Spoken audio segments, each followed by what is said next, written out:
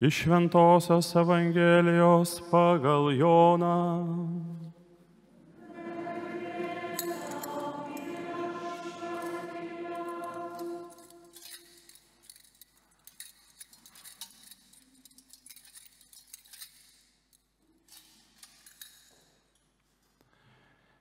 Pirmąją savaitės dieną, labai anksti dar neišaušus, Marija Magdalietė atėjo pas kapą ir pamatė, kad akmuo nuverstas nuo rūsio angos.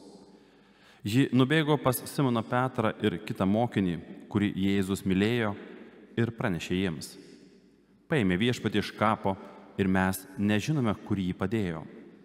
Petras ir tas kitas mokinys nuskubėjo prie kapo. Bėgo abu kartu, bet tasai kitas mokinys pralenkė Petrą ir pirmas pasiekė kapo rūsį. Pasilenkęs jis mato paliktas drobules, tačiau į vidų nėjo. Netrukus iš paskos atbėgo ir Simonas Petras. Jis įėjo į rūsį ir mato paliktas drobules ir skarą, buvusią ant Jėzaus galvos, ne su drobulėmis palikta, bet suvyniota ir atskirai padėta. Tuomet įėjo ir kitas mokinys, kuris pirmas buvo atbėgęs prie kapo. Jis pamatė ir įtikėjo. Mat jie dar nebuvo supratę rašto, kad jis turėsęs prisikelti iš numirusių. Tai viešpatie žodis.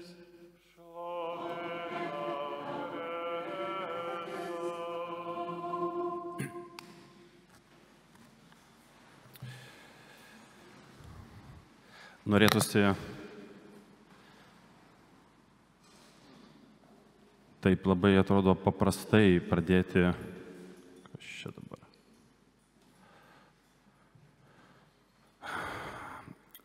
nuo džiaugsmo dalyko, ne, ir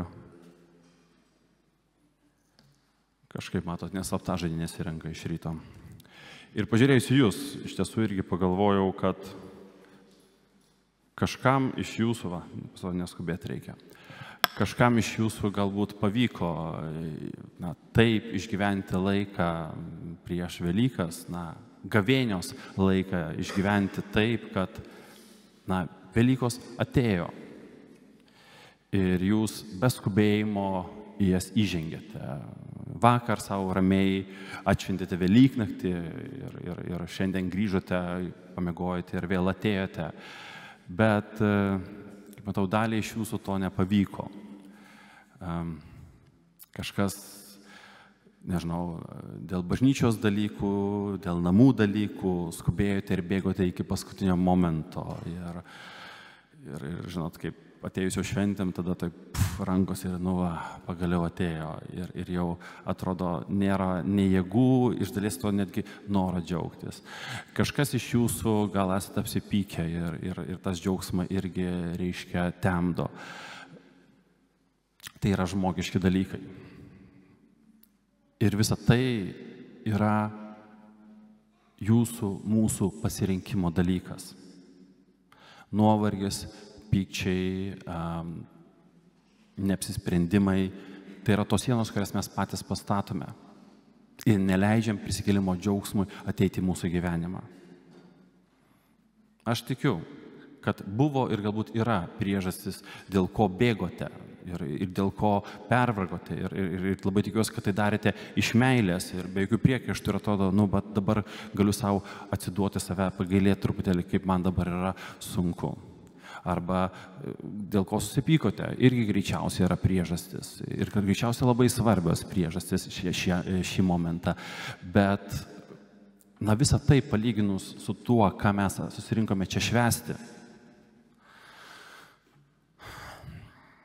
žiūrint ypatingai iš amžinybės perspektyvos, sutikite, kad tai visai yra visiškas menkniekis. Kiba pirmą kartą pavargote, kiba pirmą kartą susipykote. Ir visą tai perėjote. Ir po to, atrodo, nei čia buvo, nei čia ką. Tai prie viso to tiesiog reikia leisti tam džiaugsmui įeiti į mūsų gyvenimus, nes iš tiesų, juk, kaip Paulius sako, jeigu Kristus nebuvo prikeltas, tai veltui mūsų skelbimas arba tuščias mūsų tikėjimas. Ir jeigu mes surandame priežasčių, kodėl galėtume nesidžiaugti prisikėlimu.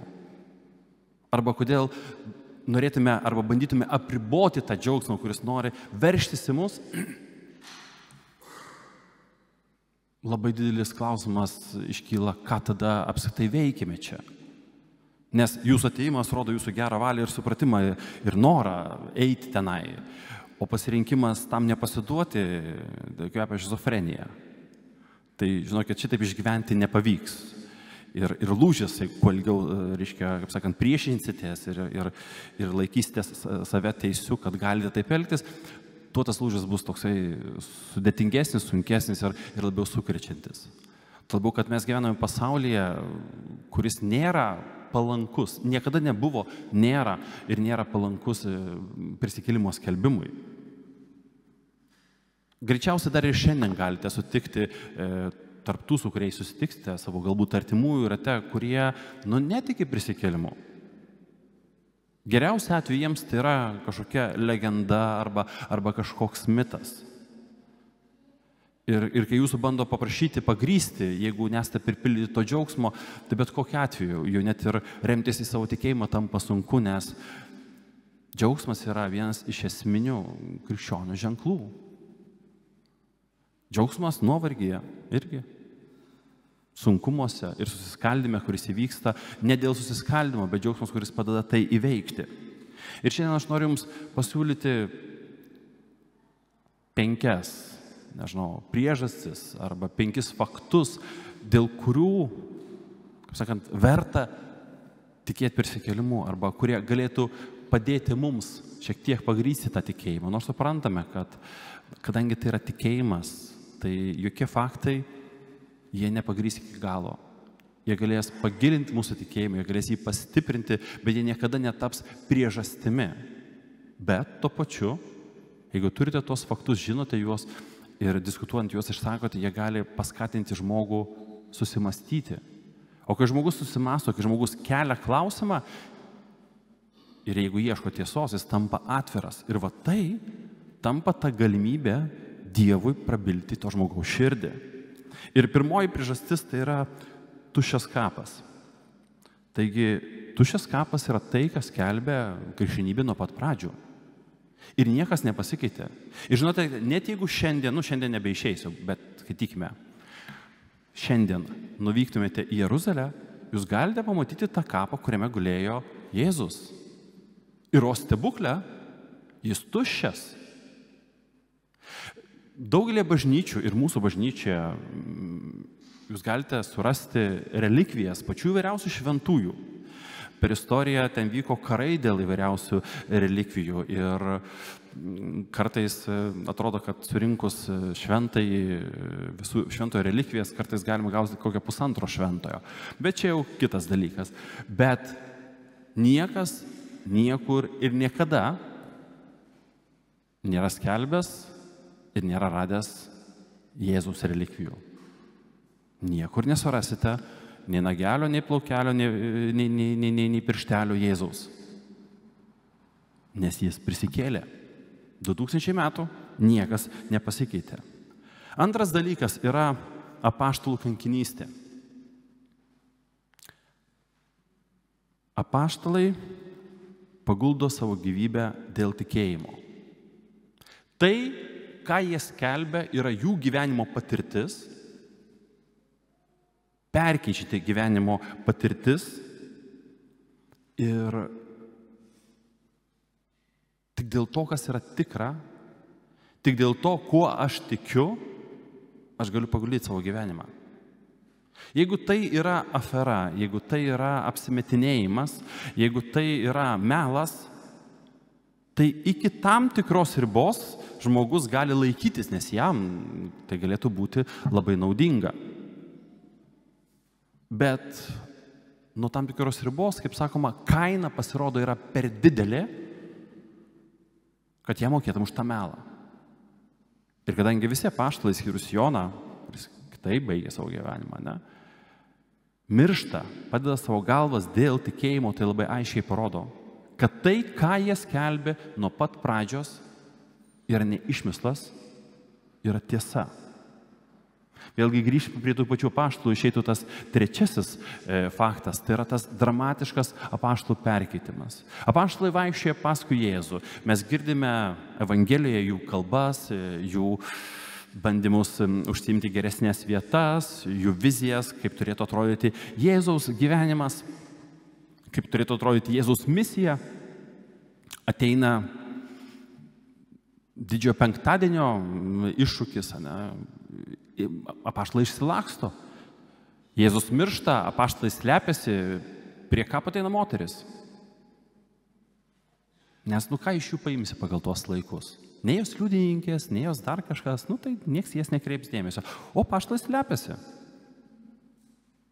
Nes supranta, kad jeigu taip susidorojo su jų mokytoju, tai pilnai gali taip pat susidoroti ir su jais ir niekas nenori mirti. Nes kaip Evangelijoje girdėjote, sako, nes jie dar nebuvo supratę raštų, jie dar nebuvo supratę, kad Jėzus prisikėlė iš numirusių. Ir po Velykų ryto, po sekminių dienos, staiga įvyksta dramatiškas perkeitimas. Bailūs, užsidarę dėl žydų baimės, mokiniai staiga atveria duris ir pradeda skelbti drąsiai, nebijodami ir skelbti iki pat mirties. Dar vienas dalykas, kuris kartais yra patikimas kaip priekaištas arba kaip įrodymas, kad nebuvo prisikėlimo, tai yra skirtingi prisikėlimo aprašymai. Bet reikia prisiminti, kad tai yra, pirmas dalykas, yra skirtingi asmenys. Antras dalykas, tai yra tekstai, kurie buvo užrašyti skirtingų metų.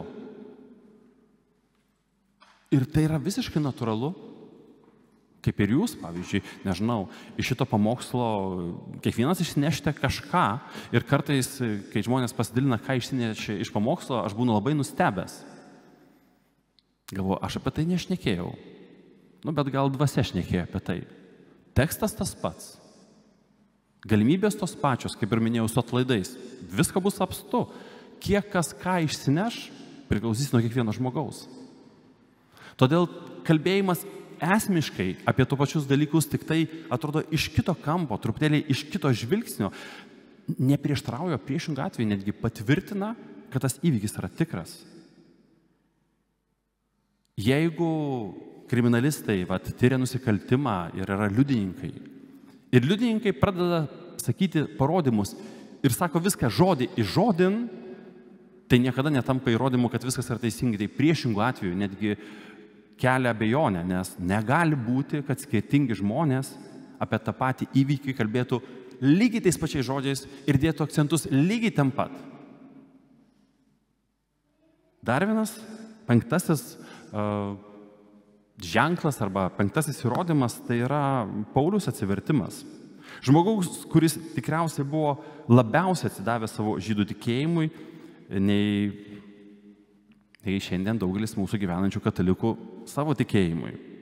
Ir kelyje į Damaską įvyksta susitikimas su Kristumi, pakeitęs visą jo gyvenimą. Jis susitinka su tuo, kuris labai aiškiai pasako, kad yra tas, kuris jį persekioja. Kad Paulius jį persekioja. Ir per tą pasikeitimą, per tą susitikimą ne su mistinė būtybė, ne su kažkuo įsivaizduojamu, bet su visiškai realiu, tikru, prisikėlusiu Kristumi, mes turime dabar tautų apaštalą. Taigi, tik 5 priežastys, tik 5 faktai, tik 5 dalykai iš daugelio, kuriuos galėtumėte jūs surasti, galvodami ir mąstydami prisikėlimą, yra ta viena iš tų priežasčių, tikėti ir sakyti kiekvieną dieną savo gyvenimą vis dažniau ir vis labiau aleliuja.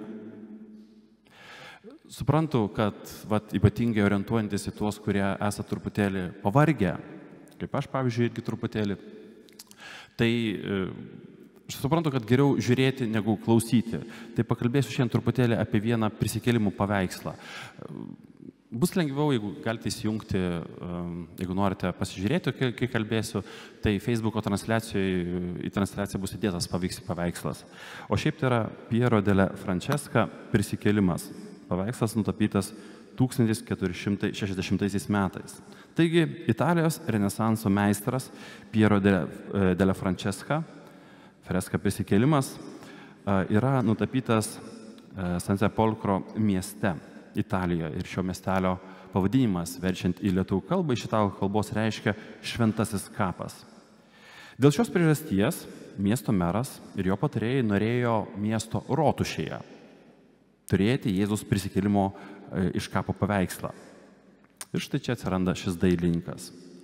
Šis paveikslas turėjo būti nutapytas, reiškia kaboti, būti patalpintas ne bažnyčioje ar šventovėje, o viešame pastate.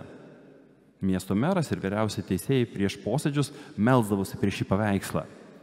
Taigi, pasaulietinė ir dvasinė pasaulio prasmė glaudžiai susipina tame paveiksle. Piero nutapo sceną, kurioje Jėzus didingai stovi su atletišku kūnu išaukštintas virš kapo.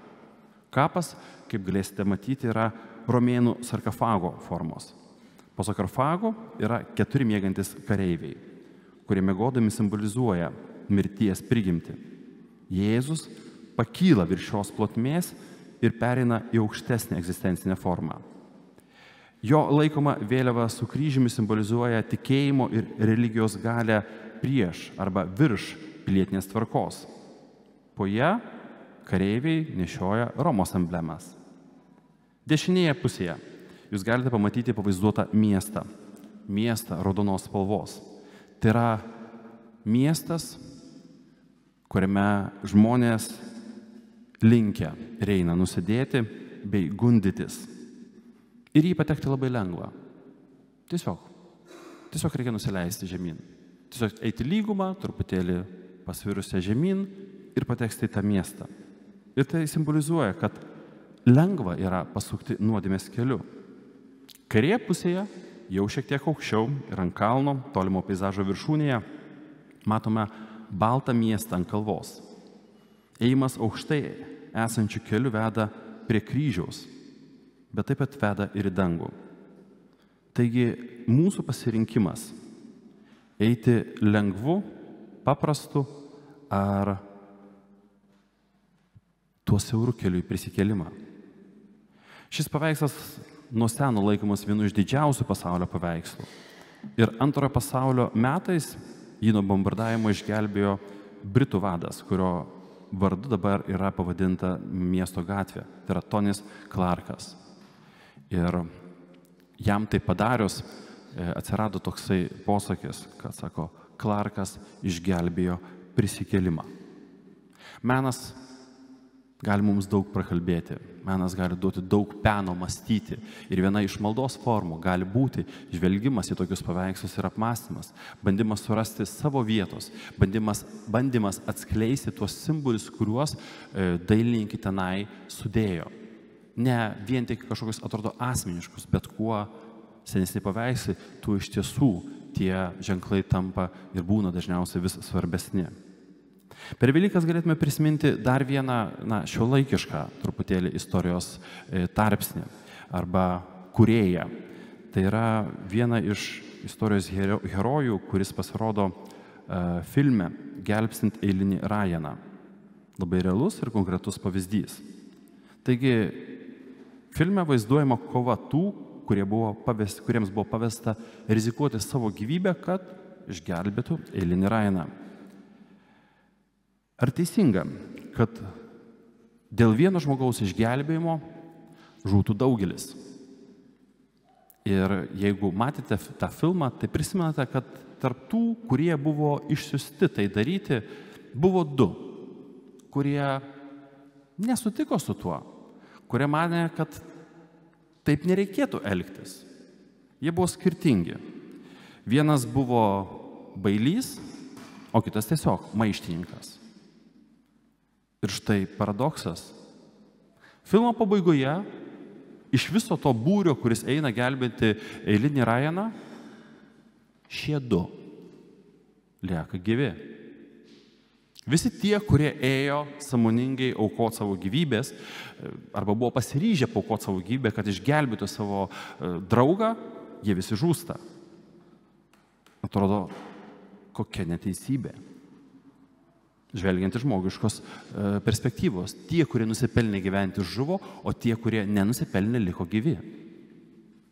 Ir štai šiame filme arba šioje perspektyvoje taip gražiai sušvinta ta Velykų prasmė. Prieš Velykas miršta tas, kuris nenusipelnė mirti.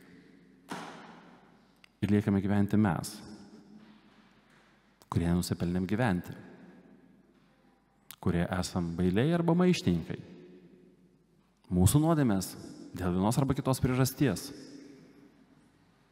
Bet tai daroma ne todėl, kad mes esame verti. Jėzus niekada to nesakė. Jis parodė savo meilę iki galo, meilę tokiems, kokiems mes esame. Vienas iš tų, kuris buvo vertas gyventi, bet kuris mirė prieš numirdamas, mūsų filmo herojus sako, nurodydamas į tą auką, kurią jie paaukojo, kad jis būtų išgelbėtas, sako, gyvenk taip, kad užsitarnautum tą išgelbėjimą, kad būtum vertas tos aukos, kuri buvo paaukota. Ir šiandien, Velykų dienoje, mes gauname tą patį klausimą arba tą pačią užduotį. Ar gyveni arba gyvenk taip, kad ta auka, kurią Kristus paaukojo už tave, nebūtų veltui. Amen.